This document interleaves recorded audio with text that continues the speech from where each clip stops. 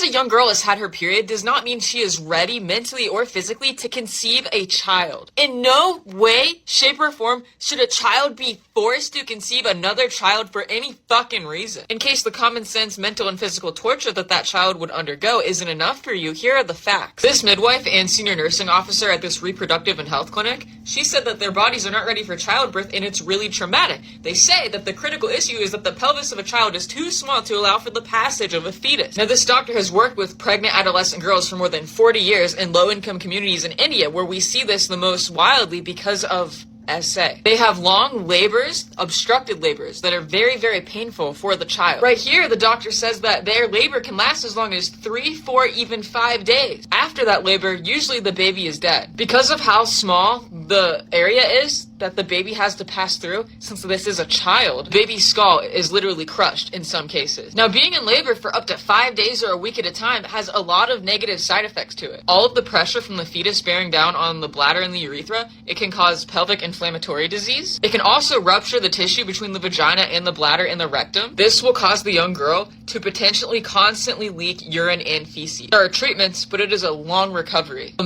Skip this video if you don't love your mother. Which place would you choose for your mother? Click the follow, like, and share buttons if you choose heaven. I give you 3 seconds to choose. Imagine the fucking trauma for a child to go through that. For children under 15 that get pregnant and have to conceive, the mortality rate is much higher, more than twice as high. Their little bodies aren't ready. Some kids in my class got their periods at 7. That's first grade, guys. First fucking grade. In certain states right now, that child would have to deliver a 7-year-old in America.